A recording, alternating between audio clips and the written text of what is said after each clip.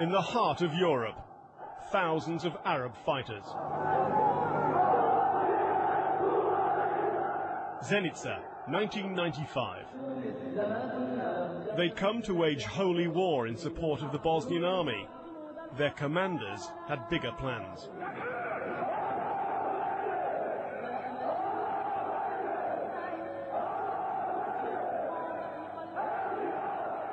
The Bosnian president, Alija Izetbegović, had formed a local, purely Muslim brigade.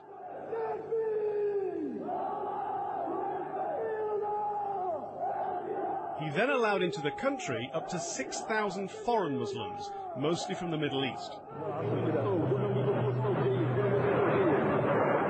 Some mixed into the Muslim brigade. Some fought in their own unit called the Mujahideen.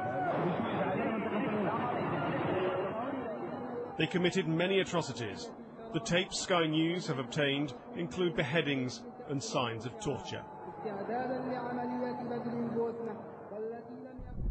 Their headquarters was this ruined factory, a fearsome place then.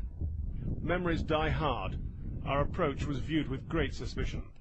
We've been refused permission to film, our car number plates have been noted down, and the guards are already on their mobiles. This is a story a lot of people don't want to be told. And why?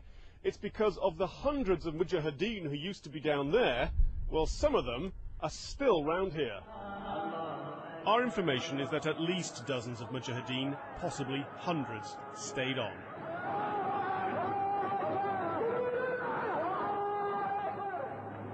Some hung up their Kalashnikovs, but not all. I think it would be naive to say that there aren't some people who have remained over here and that they've been infiltrated for certain reasons. British citizen Benjamin Zaffarani stayed on using his fake Italian passport. He was shot dead in Zenica in March '97, carrying out a robbery to raise funds for Jihad. We think he's buried in the village of Meherici, along with many other Mujahideen. We began filming. The villagers were so hostile we stopped. This isn't just about history, it's about now. Documents passed to us indicate the scale of the problem. Sky News has obtained several documents marked top secret, amongst them this, which lists 1,700 names of Mujahideen fighters. There are dozens of Saudis, Yemenis, Egyptians, and among them there are 5 Britons. For example, Sehid Jasir, Ingleska, which means English, Boginho, which means killed in action. And here another Ingleska, Mohammed Aisa. Other names marked as English are Abu Qutayba Asim, Abu Khalid Abdul Razak, and Abdul Kelik Abdul Qudus. These pages show the names of several hundred Mujahideen who were given Bosnian passports after the war, and that they changed their names. For example, Abdullah Khalid becomes Klokic. Western intelligence agencies are now pressing the Bosnians to look into exactly where these people are and what they're doing. And asking, have any of these men been in contact with the 3 young Bosnian Muslims arrested last month on terrorism charges? Firearms, explosives, and a suicide video confession were seized. The youths are being held in this Sarajevo jail. There have been 7 connected arrests made in Sweden. People had this type of munitions, they had explosives, they had firearms, and obviously they intended to use that for some ulterior purpose, whether it was within Bosnia-Herzegovina or elsewhere. They were planning some type of activities, terrorist type activity, and that is actually worrying, that people are actually here in Bosnia doing that.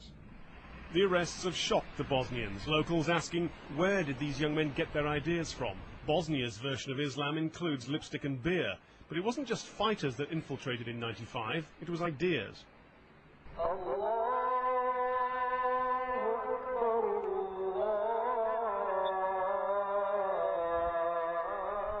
In the shadow of the war-scarred apartment blocks has risen the country's biggest mosque, the King Faisal Al Saud, built with Saudi money.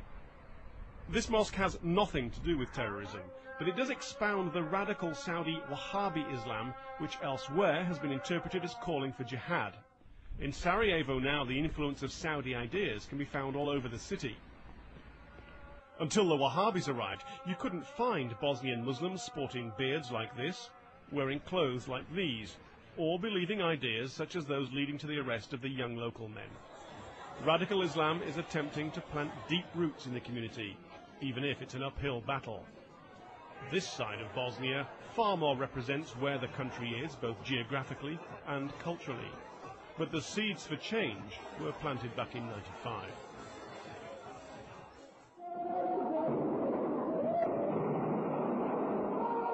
The war brutalized a generation. These are Bosnian Muslim forces desecrating an Orthodox church. Here we see a Bosnian Serb being interrogated.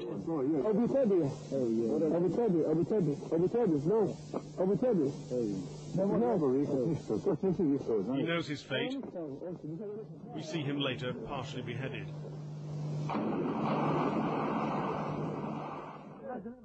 The Bosnian Muslims didn't need much encouragement to commit atrocities. All sides were engaged in the practice. But the foreign fighters brought with them a new world view, Jihad.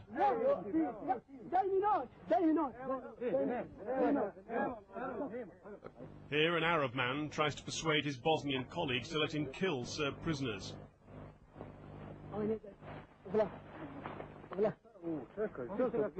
Eventually he leads them off to their deaths.